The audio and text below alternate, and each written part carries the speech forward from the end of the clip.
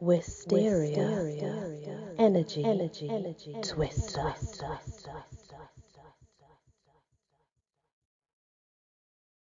Hello everyone, welcome back to my channel and another Valentine's story. This is called Love Will Find You by Teresa F. Morgan. Lucy leaned in to clear the jammed photocopier, cursing under her breath. She was doing a favour for a colleague, a very handsome colleague, so she'd agreed more than happily to help him. But it was taking longer than anticipated. Scott Harridan had come to her only minutes ago, looking stressed, glancing at his watch. She'd been on the phone, and as soon as she had ended the call, he'd approached her. "Lucy, are you busy? I need this report copied for a meeting in half an hour. I'd do it myself, but I haven't finished my presentation." She glanced around the office, and only a couple of colleagues were sitting at their desks, engrossed in their work. Would they miss her for 5 minutes? "I know I'm not part of your department, but our assistant is off sick today." "Sure, no problem," she said, unable to say no to those eyes. And maybe, the quicker she said yes, the quicker he'd go. However much she liked making him smile, his presence made her clumsy, and her body temperature would rise like a volcano erupting inside her. Always did when he entered the office. She'd taken the reports, promising to drop them on his desk in 10 minutes, and hurried off to the copying room. "Next on my list, phone an engineer," she muttered, pulling out the culprits causing the jam, a piece of paper creased and crinkled like a fan. The photocopier had been jamming a lot lately. She pressed the start button and the machine groaned back to life, flashing, whirring, and spitting the copies into the trays. It had run out of staples too. Another job for her list. Staple the reports. She tucked a loose strand of hair behind her ear and leaned on her elbows onto the machine. It was only Tuesday and she was already wishing for Friday. But was she really looking forward to this Friday? She'd been invited out with her friends to see the latest chick flick, but that was the last thing she needed. Sitting between her two best friends and their boyfriends, watching a romantic comedy. She still hadn't decided whether to go. What better way to feel like a right gooseberry and be reminded of her own lack of a love life? The last guy she dated had been a total idiot, and luckily she ended it before getting hurt, seeing quickly it was never going to be true love. She could hear her mum's voice ringing inside her head. "Don't go looking for love, it will find you." So that's what she was doing, waiting for love to find her. One day, Mr. Right would show up, on a big white horse, drawing his sword, rescuing this damsel in distress. Yeah, right. She quite fancied Scott as a Mr. Right. He'd only joined the company a few months ago. Erica in accounts was convinced he had a girlfriend or something, because no way is a guy that good-looking single, she'd said. Lucy sighed. She'd spoken with Scott occasionally, like today, and she'd always feel herself blushing, or her mouth would dry up and she'd speak total gibberish, unable to finish sentences, so unprofessional. What must he think of her? Even when she noticed his name in some document, she typed it up. She was surprised how the words Scott Harridan made her heart flutter. She was being ridiculous. She remembered the first time he had her flustered, sitting on her desk chatting away, looking at her with those hazel eyes of his. Dazzling they were, hypnotic, completely distracted. Fumbling for a pen and notepad, she had knocked her knee on her drawer as she opened it, but maybe that was just the effect he had on women. Other girls in the office also turned gooey at the sight of him, even the married ones. But he'd sat there, all professional, coordinating his travel arrangements with her.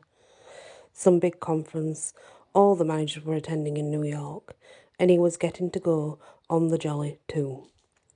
He talked cheerfully and acted friendly enough, discussing the best flights to take. He sat so close she could smell his aftershave. She wanted to touch him, but she kept her hands firmly over her keyboard. It was being pleasant enough. She didn't think he was looking down his nose at her or anything like that. But she hardly thought he'd be checking her out for Mrs. Right material either.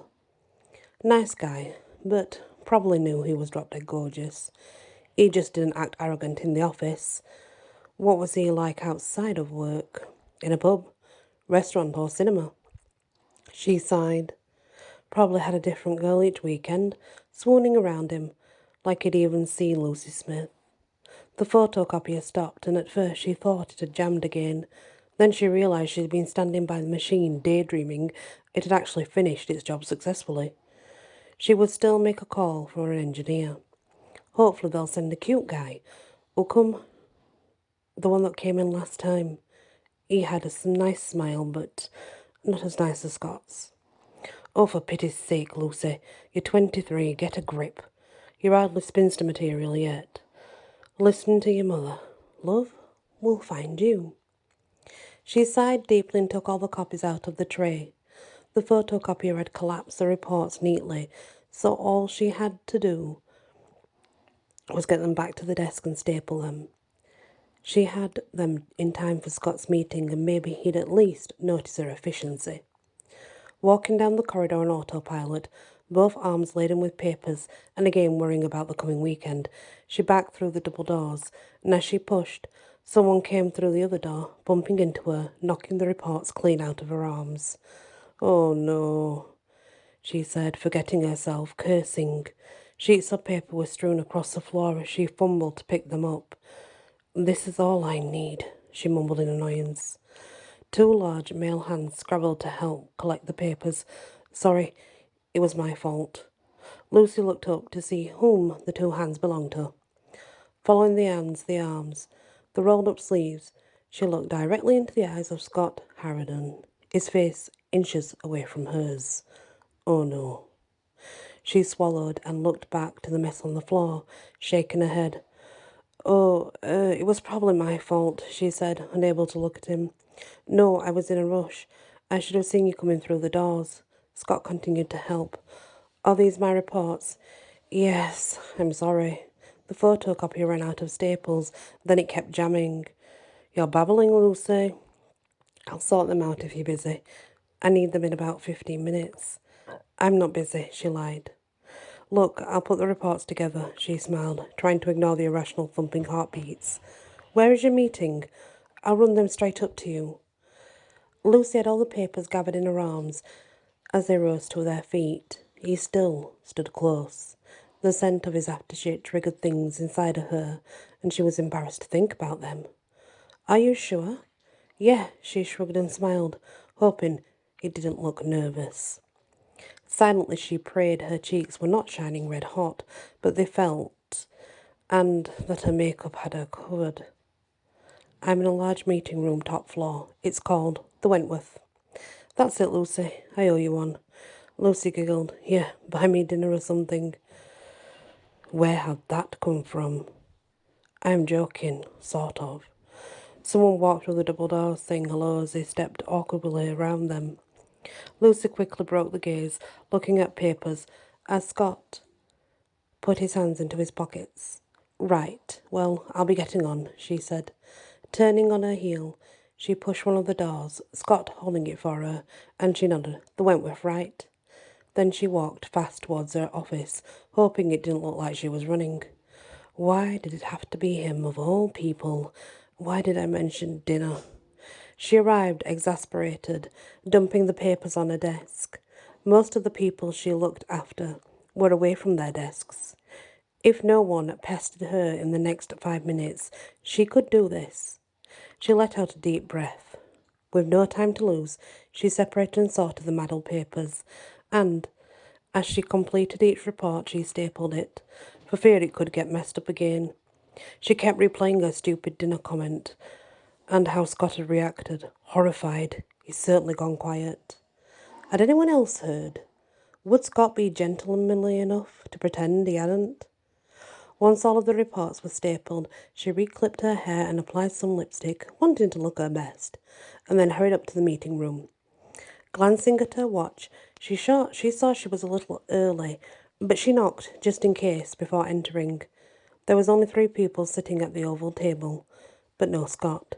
She relaxed, actually relieved he wasn't there. She nervously greeted them with a smile and made her way to the top of the table.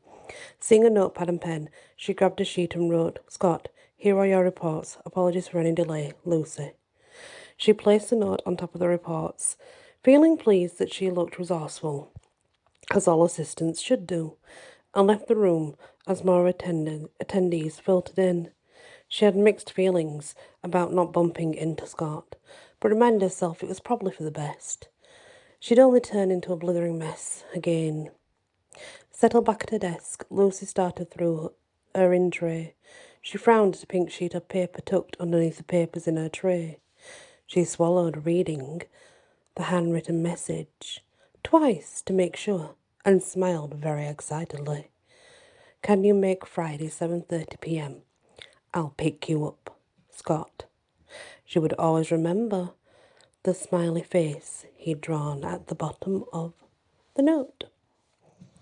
And that's the end of that story. I wonder what happens. We'll never know, but we can guess. Thank you for listening. Please hit the like, share if you can, and if you've not yet subscribed, please consider doing so. Many blessings. Wysteria, energy, twister.